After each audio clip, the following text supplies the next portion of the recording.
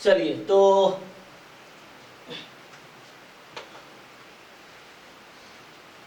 जिनके जो भी डाउट्स है ग्रुप में भेजिए, ट्राई करते हैं। तो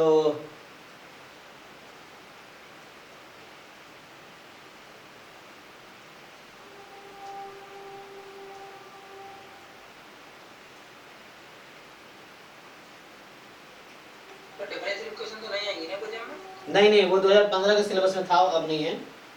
तो चलो तरुण, उसको सेंड करा। फॉलो मी तरुण, ओके। सीरिया कैसे सॉल्यूशन भेजिए। चलो एक एक करते हैं। तो यहाँ से स्टार्ट करते हैं तरुण के क्वेश्चन से। तो जो पहला क्वेश्चन है इनका कि है ना 111 जो है 111 number, consider the PDF 0.9 upon sigma phi x minus theta by sigma 0.15 x minus theta, जहाँ थीटा रियल नंबर है, सिग्मा पॉजिटिव है, अननोन है, और ये फाई जो है स्मॉल फाई है, ये स्मॉल फाई है और ये कैपिटल फाई है नोटेशन। तो ये पीडीएफ के लिए यूज होता है और ये सीडीएफ के लिए यूज होता है, ठीक है। इस तरह से, मतलब क्यू नहीं है तो आप देख पा रहे होंगे कैसे लिखा हुआ है, तो उस तरह से है। सो x1 x2 xn be a random sample from this PDF. तो जो आपको नया पीडीएफ दे रखा है, इस स्मॉल फाई के हेल्प से उस पीडीएफ के बारे में कह रहा है। Then which of the following is are correct. This model is not parametric. तो ये पैरामेट्रिक नहीं है, ओके। तो अगर आप यहाँ पे क्या कर रखा है इन्होंने, तो नॉन पैरामेट्रिक कब बोलेंगे किसी मॉडल को, या मतलब ये पीडीएफ जो है सर डिस्ट्रीब्यूशन फ्री होगा जब। हाँ, तो क्या x का डिस्ट्रीब्यूशन फ्री है पैरामीटर से? फाई, अच्छा फाई x क्या होता है, what is the meaning of small phi x? कि 1/√2 पाई e की power minus half x square, ठीक है ना, x रियल नंबर, यही मतलब है स्मॉल फाई x का। Small phi x is the PDF of standard normal, तो यही मतलब है इसका। तो ये तो ठीक है। अब जैसे इसमें यूज किया है ये नोटेशन कि x माइनस थीटा, तो इसको मैं लिखूंगा तो 1/√2 पाई e की power minus half x minus theta whole square, यही ना। तो यहाँ तो है पैरामीटर। अच्छा कैंसिल तो नहीं होगा, कैंसिल नहीं होगा तो प्रोडक्ट प्लस में है, क्या दिक्कत है। तो पहला ऑप्शन गलत होना चाहिए, थीटा तो अवेलेबल है। और मेथड ऑफ, हाँ हाँ जी गलत है सर वो। ठीक है ना, क्योंकि थीटा अवेलेबल है ना पीडीएफ में, तो ये है। और दूसरा ऑप्शन है method of moment estimator of theta and sigma exist. तो उसके लिए फिर आपको वो करना पड़ेगा ट्राई कि लाइक तो पता है क्या है ये एक्चुअली, ये लीनियर कॉम्बिनेशन टाइप का है ना, दो पीडीएफ का, पीडीएफ तो कॉमन ही है, तो ये कुछ इस तरह से लिखा है, दोनों का सम 1, तो मतलब x माइनस थीटा बनाने की कोशिश करें तो ठीक है, एक्सपेक्टेशन तो निकाल ही सकते हो, वो भी पीडीएफ ही है। तो क्या आएगा, मतलब आपको वही चेक करना पड़ेगा कि Ex is equal to X bar. अब Ex निकालने के प्रोसेस में तो क्या कर सकते हैं यहाँ पे हम लोग, जैसे अगर सिर्फ फाई एक्स है, मतलब पीडीएफ है ना, तो ये जो हमारा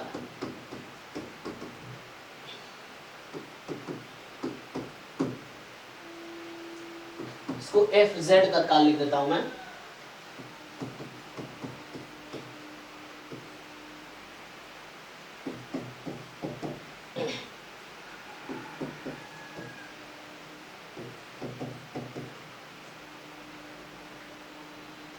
ठीक है, तो अगर यहाँ से एक्सपेक्टेशन आप निकालोगे तो क्या होगा, अगर मैं यहाँ से Ex लिख रहा हूं तो Ex के लिए आपको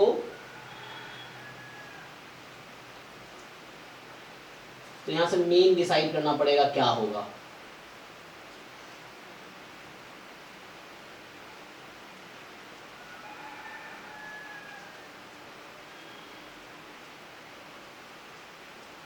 तो क्या इसका मेन जो है पीडीएफ, अच्छा इसको ऐसे भी तो कर सकते हैं हम लोग, इसको पर्टिकुलरली पुट भी कर सकते हैं वैल्यू। इसको अगर पुट करोगे तो कुछ ऐसा बनेगा 0.9 अपॉन सिग्मा 1/√2 पाई ई की पावर माइनस हाफ और x minus theta by sigma whole square, यही तो है, प्लस 0.1 और यहाँ पुट करोगे तो 1/√2 पाई ई की power minus half x minus theta whole square, यही है ना। देखिए पुट कर दिया हमने जो है ओ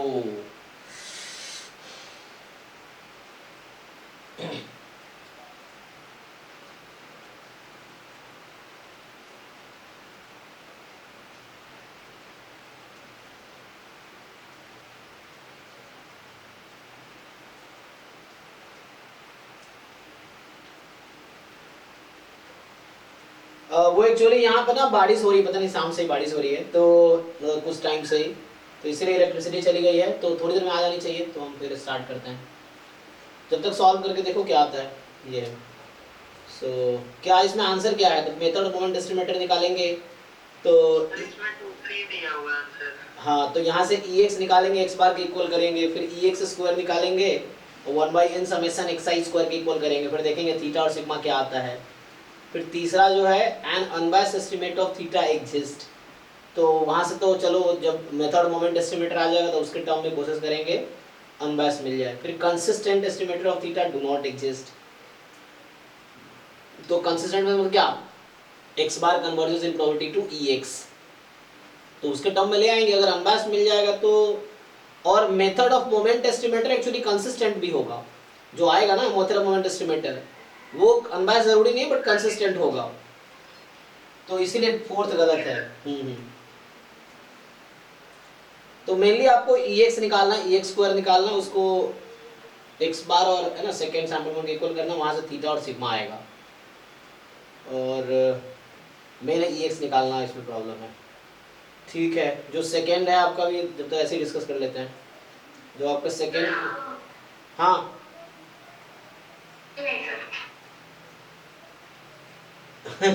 सेकेंड क्वेश्चन जो है कि x be a random variable following a Poisson distribution with parameter lambda जो कि मोर देन 0 है। अच्छा, x है Poisson distribution with parameter lambda. अब एस्टिमेट करना है लैम्बडा की पावर 5 को, तो कंसीडर करो एस्टिमेटर आपको दे दिया है। ओके, तो आपसे पूछ रहा है कि which of the following is true। अच्छा, हमने फॉर्मूला पढ़ा था ना पॉइसन डिस्ट्रीब्यूशन के लिए, टी जब समेशन xi था तो क्या होता था UV पॉइसन के लिए, लैम्बडा की पावर 5 का क्या होता था बताइए, किसी को याद है? Yes sir. हाँ यस, तो यहाँ पे जो समेशन xi है एक्चुअली वो t जो है x ही हो जाएगा, क्योंकि एक ही रैंडम वेरिएबल है ना, सैंपल साइज 1 है, तो उस फॉर्मूले में t की जगह x रख दो आप, n1 हो जाएगा। यस, तो ये ट्रू हो जाएगा, t इज UMBU एक्चुअली, तो वो फॉर्मूला यूज कर लेना है, t के जगह x रखना है, n के जगह 1 रखना है, तो आ जाएगा। तो ये UMBU है एक्चुअली। और तीसरा क्वेश्चन जो है कि x जो है x1 यूनिफॉर्म 0 थीटा है, x2 यूनिफॉर्म 0 1 प्लस थीटा है, x1 x2 इंडिपेंडेंट है, और कह रहा है कि मिनिमम सफिशिएंट होगा, मिनिमम x1 x2 सफिशिएंट होगा, मैक्सिमम दिस सफिशिएंट होगा। ओके, तो इसके लिए हमें लाइक्लीहुड फंक्शन लिखने पड़ेंगे, तो उससे पहले कोई बात नहीं, दोनों को PDF को मल्टीप्लाई कर देते हैं। तो जब आप मल्टीप्लाई करेंगे तो पहले का PDF है 1/थीटा, दूसरे का PDF है 1/थीटा प्लस 1, और ये डिक्रीजिंग फंक्शन है जो जॉइंट PDF आएगा दोनों का, जो कि लाइक्लीहुड फंक्शन होगा एक्चुअली। और अब रेंज देखिए आप, तो x1 की वैल्यू है 0 से थीटा में, x2 की वैल्यू है 0 से 1 प्लस थीटा में, तो x2 माइनस 1 की जो वैल्यू होगी, ये कोई बात नहीं, वहां से हम वो फिक्स कर लेते हैं, थीटा का देख लेते हैं ना, तो थीटा मोर देन x1 है, 1 plus theta more than x2 है। तो ध्यान दीजिए, दो इक्वेशन बन रहा है थीटा के टर्म में, मुझे थीटा का डोमेन चाहिए, मतलब थीटा का इंटरवल चाहिए, जो लाइक्लीहुड फंक्शन का डोमेन चाहिए मुझे। तो उसके लिए मैं क्या कर रहा हूँ, ध्यान से देखिए, थीटा मोर देन x1 और 1 plus theta more than x2, तो मतलब theta more than 1 minus x2। तो दो इक्वेशन ऐसा बना, पहला equation theta more than x1, दूसरा equation theta more than 1 minus x1, sorry 1 minus x2।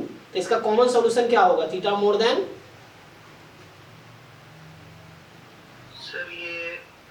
x2 minus 1 वाला होगा। x2 minus 1 होगा। नहीं नहीं, आपको कैसे, more than नहीं आपको कैसे पता कौन सा लार्जर कौन सा स्मॉलर है? सर वो मतलब लेना पड़ेगा, देखना पड़ेगा, मतलब पहले एक को आगे लेंगे, दूसरे को पीछे। हाँ, अभी मुझे पता नहीं कौन सा लार्जर, देखिए फिर से x theta more than x1 and theta more than x2 minus 1, तो इसका इंटरसेक्शन क्या आएगा? ऑप्शन सी होगा ना, मैक्सिमम। Yes. यस, हाँ आपको पता है ना वो फॉर्मूला, मैं कई बार बोला हूँ क्लास में। जैसे मान लो एग्जांपल के लिए k more than x1 k more than x2, तो k more than maximum of x1 x2, ये होता है ना, तो यहाँ सेम तो हो रहा है। ठीक है सर। हाँ। मतलब वही कंफर्म करना था, सिर्फ थर्ड ही आएगा ना इसमें, और तो नहीं आएगा कोई और। हाँ थर्ड ही वाला बनेगा बस।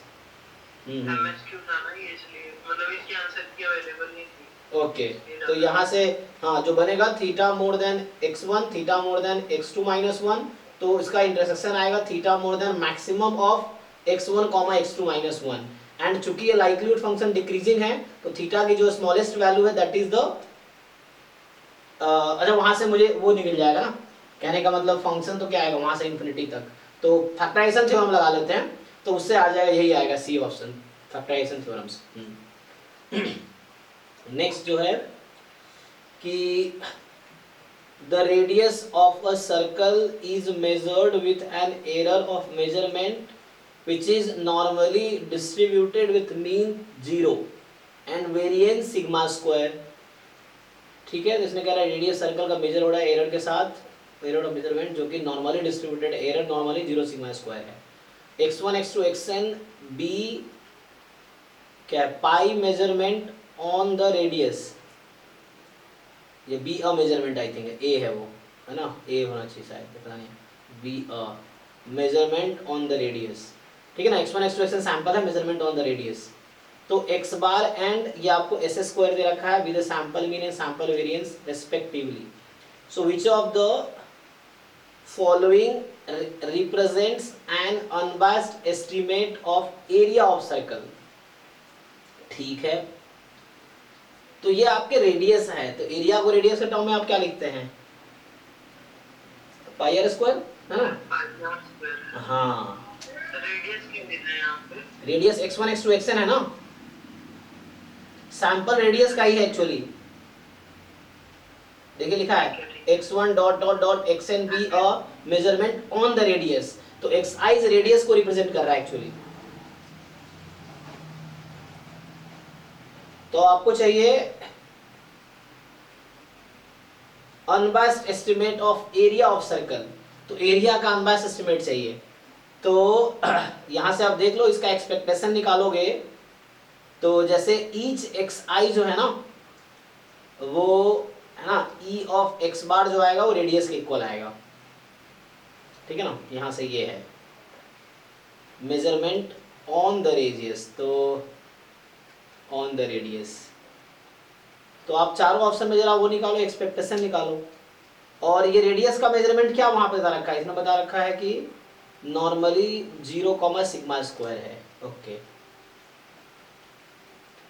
तो random variables are radius, normal 0 sigma square, area है pi are square.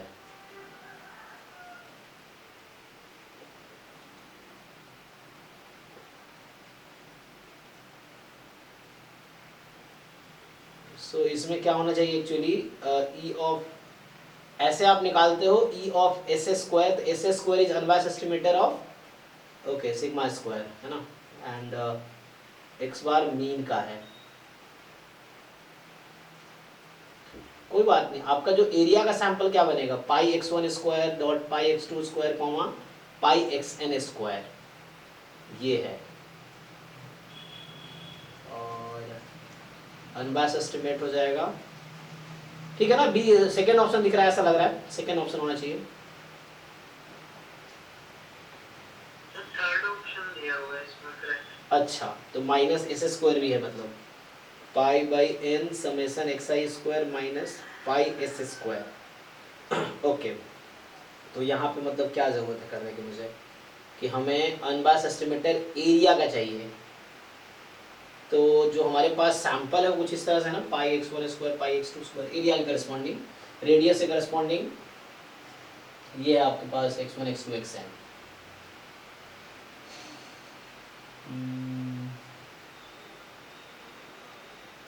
Unbiased estimate of area, unbiased estimate of area चाहिए। अच्छा, एक्सपेक्टेशन एस स्क्वायर क्या होगा यहाँ पे, पाई एस स्क्वायर, तो ओके सिग्मा स्क्वायर तो होगा, लेकिन सिग्मा स्क्वायर का एरिया में क्या काम है, क्योंकि एक्चुअली जो रेडियस है वो डिस्ट्रीब्यूटेड है नॉर्मल 0 सिग्मा स्क्वायर। अच्छा, with an error of measurement है ना, ये कह रहा है radius of circle is measured with an error of measurement which is normally distributed with mean 0 and variance sigma square, r plus epsilon type का था ना। और आपके पास मेजरमेंट x1 x2 xn है, तो इसके करस्पॉन्डिंग एरिया होगा पाई x1 square pi x square pi xn square. इसका एवरेज जस्ट मैंने एवरेज ले लिया, तो वो बना एक्चुअली b, बट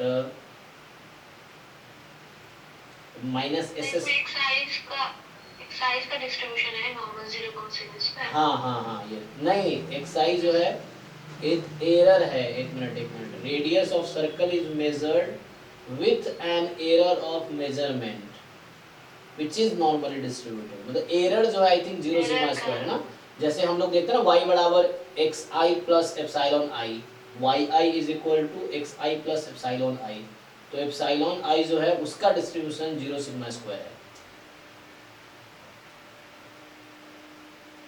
अच्छा एक मिनट, ओके तो ठीक है, हाँ रिग्रेशन टाइप का हो, कोई दिक्कत, देखिए मान लीजिए ऐसा है एक्चुअली कि yi is equal to xi plus epsilon square, तो yi स्क्वायर एक्चुअली हो जाएगा ना, तो उसमें एप्सिलॉन i आएगा और वो एप्सिलॉन i जनरेट करेगा s स्क्वायर का। हाँ, तो वहां से एक्चुअली हाँ ये कहीं रिग्रेशन से रिलेटेड टाइप का हो गया, ये इन्फ्रेंस का प्योरली नहीं है, ये थोड़ा सा एरर देके उससे रिलेटेड हो गया। ठीक है, इसका देखता हूँ, उसका भी सोचना पड़ेगा, और कोई क्वेश्चन है तो इसको भी देखते हैं आगे। नेक्स्ट देखिए, पॉलोमी ने पूछा है, ये पूछ रही है कि पहला क्वेश्चन जो इनका है कि एक मैट्रिक्स है 1 1 1 2 2 3 x y z और v आपको दे रखा डिटर्मिनेंट a 0। तो डिटर्मिनेंट को 0 कर दो कि कौन सा डाउट है, चलिए पूरा पेज ये लोग भेज देते हैं, तो 7वां डाउट है इनका ना, 7वां कौन सा है, 7वां, ओके तो इन्होंने 7वां से पूछा हुआ, छठा तो इजी है, 7वां देख लेते हैं ना। 7वां कह रहा है कि S है इस तरह से एक RQ का सबसेट दे रखा है, RQ is a node with a standard inner product jam में नहीं है, ठीक है ना, सिर्फ गेट में है, और M कह रखा है कि X RQ में है जहाँ x डॉट y 0 है, मतलब inner product of x y 0 है, तो inner product of x y 0 है with y belongs to S, S क्या है इसमें से है, ओके तो कोई दिक्कत नहीं है, आप क्या करो अपनी मर्जी से, x जो है आपका RQ में से है, तो x मान लो कॉलम वेक्टर है x1 x2 x3, तो डॉट प्रोडक्ट लो तीनों के साथ, 3 इक्वेशन नहीं बन जाएंगी, तो 3 इक्वेशन बनेंगी और आप देखो इनमें से इंडिपेंडेंट कितने हैं,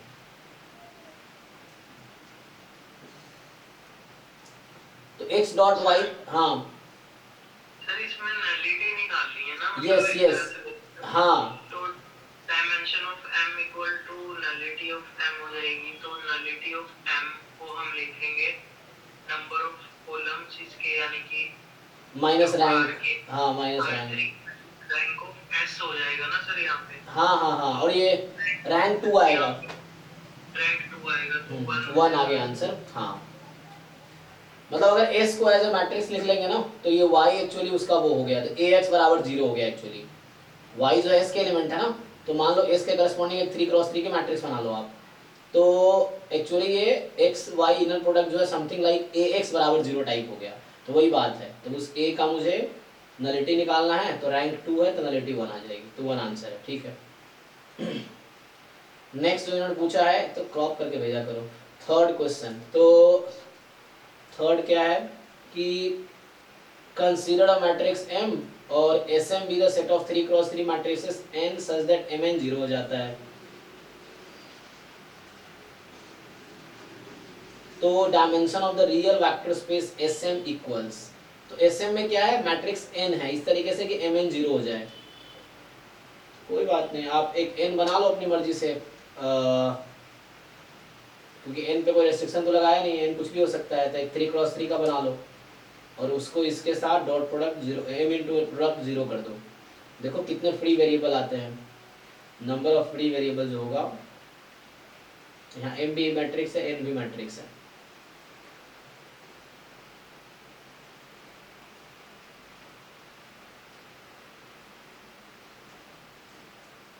तो क्या करना है, एक n मैट्रिक्स बना लो 3x3 का अपनी मर्जी से अभी, और उसको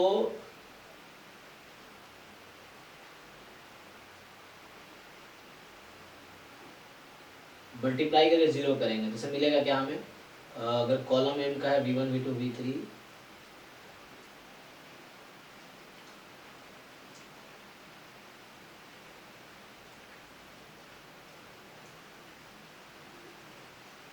तो आपको देखना है कितने, है ना, लीनियरली इंडिपेंडेंट एलिमेंट्स होंगे SM में, वही तो डायमेंशन है, मतलब बेसिस में कितने एलिमेंट होगा। सो SM के बेसिस में कितने एलिमेंट होंगे, तो पहले तो n निकालना पड़ेगा इसके लिए, ठीक है ना। तो n अपने मर्जी से 3x3 का मैट्रिक्स बनाओ, 9 एलिमेंट है उसमें, और mn को 0 पुट करो, उससे कितने इक्वेशन आएंगे निकल के, 3 इक्वेशन, कितने इक्वेशन बनेंगे, mn को 0 करेंगे तो 3x3 आएगी। अच्छा m इंटू 3 9 इक्वेशंस आएंगी। अब देख लो 9 इक्वेशन में कितने इक्वेशन कितने वेरिएबल को रिड्यूस करता है, हो जाएगा, इजी है। जस्ट यू मल्टीप्लाई एंड सी कि कितने वेरिएबल बच जाते हैं। n में 9 अननोन वेरिएबल है, मान लो element a1 a2 a3 a9, n में mn को 0 करो, आपके 9 इक्वेशंस आएंगे। 9 इक्वेशन में देखो कि वो 9 जो अननोन्स हैं n मैट्रिक्स में, वो कितने को आप स्पेसिफाई कर पा रहे हो, मतलब फ्री वेरिएबल जितने बचेंगे वो डायमेंशन होगा। आप चेक कर लो कितने फ्री वेरिएबल बचेंगे n मैट्रिक्स में, and that is the dimension of SM। Next जो है जी नेहा, तो इसमें जो है हमारे पास कि xy कॉन्टिन्यूअस रैंडम वेरिएबल है जिसका जॉइंट डिस्ट्रीब्यूशन यूनिफॉर्म है over square having corners this. तो आप ये बना लीजिए, तो ये आपका जो बनेगा 2 2 -2 -2 है ना, तो ये साइज 4 मतलब लेंथ 4 की स्क्वायर बनेगी ना, जिसका साइड लेंथ 4 होगा। तो इसका जॉइंट डिस्ट्रीब्यूशन क्या आ जाएगा, जॉइंट डिस्ट्रीब्यूशन आ गया 1 एरिया, एरिया इज 16, तो 1/16 when x, y belongs to that square. अब आपसे पूछ रहा है determine the mod y more than mod x + 1, तो ये इवेंट है आपका सैंपल स्पेस क्या है, वो स्क्वायर है जिसका लेंथ 4 है। तो आप इसमें ग्राफ बनाओ इसका, और देखो ये रीजन कौन सा है, उस रीजन पे इंटीग्रेट, डबल इंटीग्रेशन करना पड़ेगा जॉइंट PDF का। सर वो रीजन ही नहीं समझ आ रहा था। अच्छा, जैसे मान लीजिए आप ग्राफ बनाए, तो आपका स्क्वायर ऐसा हो रहा है, ओरिजिन के चारों तरफ है ना, 2 2 चारों पॉइंट आप लोकेट करके ज्वाइन कर दीजिए, तो आपको स्क्वायर मिल गया, है ना। Yes sir. अब mod y बराबर mod x + 1 का ग्राफ बनाइए आप, mod y = mod x + 1, तो mod y = mod x + 1। तो एक काम करो, पहले आप x y दोनों को पॉजिटिव मान लो, तो आपका क्या होगा, एक्चुअली ये है mod y - mod x = 1, यही है ना, अगर इधर बुला ले तो mod y - mod x more than 1 हो जाएगा आपकी इक्वलिटी। तो इक्वलिटी बनेगी mod y - mod x = 1। तो आप 4 केस बनाओ, एक केस में x y दोनों पॉजिटिव है तो बनेगा इक्वेशन y - x = 1। दूसरा केस जब x नेगेटिव y पॉजिटिव, तो इक्वेशन बनाओ, 4 इक्वेशन बन जाएंगे 4 केस लेके, positive positive positive negative negative positive negative negative, उसका ग्राफ बना लो, तो वो भी एक स्क्वायर आ जाएगा, चेक कीजिए। मे बी स्क्वायर या जो भी आ जाएगा, हाँ स्क्वायर ही आएगा शायद। फिर उस पे आपको इंटीग्रेट कर लेना है, तो यूनिफॉर्म है ना, तो जस्ट जो इवेंट ई का एरिया होगा अपॉन स्क्वायर का एरिया कर दीजिए, क्योंकि यूनिफॉर्मली डिस्ट्रीब्यूटेड है तो डायरेक्टली हो जाएगा ये। तो area of this region event E upon area of sample space, तो आ जाएगा। और नेक्स्ट जो है, और इसका जॉइंट वगैरह लिखने की कोई जरूरत नहीं पड़ेगी। हाँ फिर जरूरत नहीं पड़ेगी, क्योंकि यूनिफॉर्मली डिस्ट्रीब्यूटेड है, तो एरिया पे यूनिफॉर्मली डिस्ट्रीब्यूटेड है, तो इवेंट ई का एरिया अपॉन सैंपल स्पेस का एरिया बस। और ए कोई पॉजिटिव रियल नंबर है, कांस्टेंट है, point x is chosen at random on the interval 0 to a, if the point x divide the interval 0a into सब interval 0 to x, मतलब I1 I2 लिखने की कोशिश किया ये, तो 0 to x और x to a, मतलब x एक पॉइंट लोकेट किया 0 to a के बीच नंबर लाइन पे। तो find the probability that the largest of these two सब इंटरवल्स। तो अब देखना पड़ेगा ना कौन सा दो केस बनेंगे यहाँ पे। तो maximum of x comma a minus x, ये आपका रैंडम वेरिएबल मान लो y है। तो y इज, एक का लेंथ है x, दूसरे का लेंथ है small a minus capital x, random variable x। तो y is maximum of capital X comma small a minus capital X, ये y है। मुझसे पूछ रहा है कि क्या प्रोबेबिलिटी है कि y is at least double the size of the smallest. तो एक नया रैंडम वेरिएबल बनाओ, y1 y2 बनाओ। y1 is maximum of x comma a minus x, y2 is minimum of x comma a minus x. और आपको probability निकालनी है y1 more than 2 times y2। तो ज्वाइंट लिखना पड़ेगा, या उससे कुछ करना पड़ेगा। हाँ, तो दो केस बना सकते हैं, ठीक है ना। तो यहाँ मेन है कि हाउ टू फाइंड प्रोबेबिलिटी। वो इवेंट देख के फिर या तो ज्वाइंट निकालो, ज्वाइंट नहीं निकालोगे तब भी हो जाएगा। फिर फॉर्मूला लगा लो मैक्स मीन का, उससे भी एक इक्वेशन निकल के आ जाएगी। यही तो कह रहा है कि y1 is more than 2 times y2। तो बस y1 y2 का मैक्सिमम मिनिमम का फॉर्मूला होता है वो मोड वाला, वो लिख लो, उससे वो बन जाएगा, फिर उससे भी आ सकता है। x क्या है, x का डिस्ट्रीब्यूशन क्या है, एक नंबर चूज किया, क्या यूनिफॉर्म 0a। हाँ, तो यूनिफॉर्म 0a है, तो x के टर्म में लिख लो y1 y2 को x के टर्म में, वो फॉर्मूला लगा के आ जाएगा ना, जो मैक्स मिन का फॉर्मूला है। उससे उससे बन प्रोबेबिलिटी निकालो y1 मोर देन 2y2। तो y1 का फॉर्मूला रख दो, y2 का रख दो, सिंपली एक इक्वेशन इनइक्वालिटी बन जाएगी और उसको बस इंटीग्रेट कर लो आप। सिंगल इंटीग्रेशन से हो जाएगा वो, क्योंकि एक ही रैंडम वेरिएबल है ना, तो सिंगल इंटीग्रेशन में हो जाएगा। x अकेला है, y1 y2 गायब हो जाएगा फॉर्मूला रखने के बाद। तो सिंगल इंटीग्रेशन करना उस रीजन पे जो आएगा। हाँ जी संजय, आपका क्या डाउट है कि an है, इसमें मैंने सेंड, अच्छा an जो है 2e की power minus 2n sine n है, bn जो है e की power minus n square sine n का होल स्क्वायर है। तो पूछ रहा है कौन सा कन्वर्जेंट कौन सा डाइवर्जेंट। ओके, तो सबसे पहले तो n टेंड्स टू इन्फिनिटी निकाल के चेक कर सकते हो। तो चूंकि एक्सपोनेंशियल फंक्शन डिनोमिनेटर में है तो दोनों 0 पे जा रहे हैं, है ना, तो यहाँ पे दोनों की लिमिट 0 है। ठीक है। तो अब आप कंपैरिजन टेस्ट लगा लो। कंपैरिजन टेस्ट किसके साथ लगाओगे, तो सिंपली जैसे an का जब आप टेस्ट कर रहे हो तो bn ले लो जस्ट e की पावर माइनस 2n। तो an अपॉन bn लगाओगे, n टेस्ट इन्फिनिटी लगाओगे तो कुछ आएगा नहीं, लेकिन लेस देन 1 आएगा। क्या आएगा, एग्जैक्ट लिमिट एग्जिस्ट नहीं करेगी ना। लेकिन ये लेस देन 1 मोर देन 1 के लिए रूल है ना। तो हाँ ऐसा बोल रहा हूँ, जो हमारा लिमिट कंपैरिजन टेस्ट जो है, sine n less than equal to 1 होता है, तो ये e की power minus 2n less than equal to e की पावर माइनस 2n होगा into sine n less than an less than equal to e की पावर माइनस 2n, दोनों तरफ। अब जो लार्जर सीरीज बनेगी वो कन्वर्जेंट है, तो an तो कन्वर्जेंट हो जाएगी। यहाँ पे कंपैरिजन टेस्ट लगाओ ना, कंपैरिजन टेस्ट में sine n less than equal to 1 हो गया। अब बस तो sine n less than 1 e की पावर माइनस 2 दोनों तरफ मल्टीप्लाई कर दो, दोनों तरफ सीरीज लगा दो। तो लार्जर सीरीज फाइनाइट है ज्योमेट्रिक से, ज्योमेट्रिक टेस्ट से, या ज्योमेट्रिक सीरीज है एक्चुअली इनफाइनाइट टर्म की, तो an कन्वर्जेंट हो जाएगी। अब bn का चेक करना है, तो bn में क्या है, e की पावर माइनस n स्क्वायर है, कोई बात नहीं, इसको भी टेस्ट कर लो। तो साइन n फिर से लेस देन इक्वल टू 1 कर सकते हो, तो ये तुम्हारा बनेगा n स्क्वायर अपॉन e की पावर n, और series n square upon e की पावर n का टेस्ट कर दो तुम।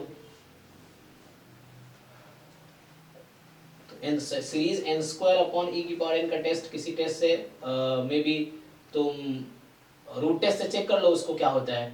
सीरीज e की n स्क्वायर अपॉन e की पावर n, रूट टेस्ट लगाओगे तो n की पावर 1/n 1 पे जाएगी और अपॉन e की पावर 1 है ना। तो 1 अपॉन ई की पावर 1 अपॉन ई क्या लेस देन 1 है ना। Yes sir. तो क्या होता है लिमिट कंपैरिजन टेस्ट में, अगर an अपॉन bn की लिमिट नॉन जीरो आती है, नहीं मैं तो वो लगा रहा हूँ एक्चुअली, वो लगा रहा हूँ रूट टेस्ट। तो रूट टेस्ट में जब लिमिट an की पावर 1/n लेस देन 1 आती है तो क्या होता है, सर कन्वर्जेंट होता है। तो कन्वर्जेंट हो गया ये भी, तो ये भी कन्वर्जेंट हो गया। तो लार्जर कन्वर्जेंट है, दोनों कन्वर्जेंट होना चाहिए। देख लो बाकी लोग। यही आया, पर सर मैं श्योर नहीं था मैं सही कर रहा हूँ। हाँ दोनों में कंपैरिजन टेस्ट यूज किया मैंने, दोनों में। फिर नेक्स्ट जो है कि 26 क्या है, F0 से R में है ट्वाइस डिफरेंशिएबल, F01 है, F2 2 है, अच्छा, और F4 3 है। तो ये हर इंटरवल पे तुम्हें लगाना पड़ेगा कुछ मीन वैल्यू थ्योरम या वो रोल्स थ्योरम या इंटरमीडिएट वैल्यू थ्योरम, तीनों में से कोई फंक्शन खुद से मान के कर सकते हो, उसे डिस्कार्ड कर सकते हो। तुम एक ऐसा फंक्शन लो जो चॉइस डिफरेंशिएबल हो, इस पे फिट बैठ रहा हो तो भी हो जाएगा। सर फंक्शन आ नहीं रहा था कौन सा है ऐसा। तुम लीनियर फंक्शन बना सकते हो वहां से 0 1 2 2 से पास करने वाली, लेकिन ये तीनों को सेटिस्फाई करना चाहिए ना। तीसरा वाला भी फिट सर होगा। एक सेट दो सेट्स पे बना देगा तीसरा नहीं होता, इसलिए एक साथ तीनों नहीं हो रहा सेट्स। हाँ क्वाड्रेटिक ले लो, हो जाएगा। तुम ax² + bx + c ले लो, और उसमें 3 अननोन है ना, 3 कंडीशन है आपके पास, उससे आ जाएगा, क्वाड्रेटिक मिल जाएगी। मतलब उससे 3 कंडीशन है तो एक यूनिक क्वाड्रेटिक मिल जाएगी, और उसके बाद उस पर फिट कर लो, ये भी हो सकता है। तो जो आउट हो जाएगा वो बाहर हो गया। दूसरे कौन सा तरह सर एमबीटी की तरह क्या? हाँ दूसरा थ्योरम्स यूज करके, जैसे इसने कहा है पहला ऑप्शन है कि there does not exist any x1 जिसके लिए f'(x1) हाफ हो। तो मतलब ये है कि सिंपल यहाँ से आप fb 0 से 2 इंटरवल में लगाओ मीन वैल्यू थ्योरम, तो क्या होगा fb minus fa upon b minus a। तो देखो क्या होता है, fb minus fa upon b minus a, 1/2 हाँ 1/2 आ रहा है ना। तो पहला ऑप्शन गलत हो गया, मतलब देयर एग्जिस्ट, तो पहला ऑप्शन गलत है। सो मीन वैल्यू थ्योरम कहता है there exist x1 in 0 2 such that f'(x1) will be half. तो ये फॉल्स स्टेटमेंट है क्योंकि वी विल हैव 1 x1, तो ये गलत हो गया। बी ऑप्शन कह रहा है कि there exist x2 in 0 2 and x1 in 2 4, sorry x2 in 0 2 and x3 in 2 4, इस तरीके से कि f'(x2) और f'(x3) इक्वल होगा। तो फिर से 2 4 में लगा दो मीन वैल्यू थ्योरम, तो 2 4 में लगा दो सेम आएगा, है ना। क्या होगा f'(x3) आएगा तुम्हारे पास 3 - 2 अपॉन 4 - 2, तो 1 अपॉन 2 फिर से आ गया। तो बी ट्रू ऑप्शन है, तो लाइट भी आ गई। तो ठीक है ना, बाकी ऐसे ही डबल डेरिवेटिव पॉजिटिव होगा तो अब तुम्हारे पास f'(x2) है और तुम्हारे पास f'(x3) है। अब तुम उन दोनों में वो लगा सकते हो, अगेन ये डबल डेरिवेटिव बात कर रहा है ना, तो उस पर टेस्ट लगा लो। सो ये क्या हमेशा डबल डेरिवेटिव पॉजिटिव होगा और या डबल डेरिवेटिव हमेशा नेगेटिव होगा। तो मतलब फंक्शन कॉन्वेक्स है या कॉनकेव है ये कहना चाह रहा है। तो उससे एग्जांपल से भी देख सकते हो, नहीं तो नहीं जी इक्वल आएगा तो ही होगा ना, क्या आएगा, 0 होगा ना। अब इक्वल आया ना f'(x1) हाँ + x2 + f'(x3), दो डिफरेंट, हाँ तो तो थ्योरम से fb माइनस वो इक्वल आया तो 0 होगा ना f'(c). हाँ मतलब there exist a point, okay. तो रोल्स थ्योरम लगाएंगे डेरिवेटिव पे, तो f'(x3) minus f'(x2) upon x3 minus x2 equal to 0, मतलब डबल डेरिवेटिव 0 हो जाएगा, है ना, ये आ जाएगा। यस, नॉलेज थ्योरम लगा के ना। हाँ रोल्स थ्योरम लगा के CD आउट हो जाएगा, फिर दोनों आउट हो जाएगा। तो मतलब एक ऐसा पॉइंट मुझे x2 x3 मिल रहा है, उसमें 0 4 में 2 पॉइंट जहाँ पे डेरिवेटिव 0 हो रहा है, तो एक ऐसा पॉइंट 0 4 में मुझे मिलेगा जहाँ डबल डेरिवेटिव 0 हो जाएगा। इसने कहा है कभी हमेशा पॉजिटिव रहेगा या हमेशा नेगेटिव रहेगा, तो गलत कह रहा है ये। 0 आ जाएगा। हाँ वो 0 आ जाएगी, मतलब एक पॉइंट ऐसा है ना, एक पॉइंट ऐसा मिल गया जहाँ 0 आ गई, इसका मतलब ये कह रहा है फॉर ऑल के लिए पॉजिटिव या फॉर ऑल के लिए नेगेटिव, मतलब ये गलत कह रहा है। यस और नेक्स्ट जो है ये कौन सा है तुम्हारे इसमें 32 या 33, नेक्स्ट वाले में। अरे संजय नेक्स्ट 32 है। Yes sir. तो अलग अलग देख लो क्या दिक्कत है। ये कह रहा है कि एक है n की पावर 2n जब n ऑड है, और एक है -1 की पावर 3n जब n इवन है। और सेपरेटली तुम अलग अलग देखो, n के लिए ऑड अगर n है तो सीरीज n की कन्वर्स करेगी, और इवन n है तो सीरीज n की कन्वर्स करेगी, दोनों की सीरीज कन्वर्स करेगी। ठीक है ना, देख लो। मतलब अगर मैं n जस्ट ऑड के लिए समेशन लगाओ, अलग अलग समेशन लगाओ दोनों पे, तो आ जाएगा। ठीक है, अभी मैं इसको ऑन करता हूँ वीडियो, इसको फिर देखते हैं।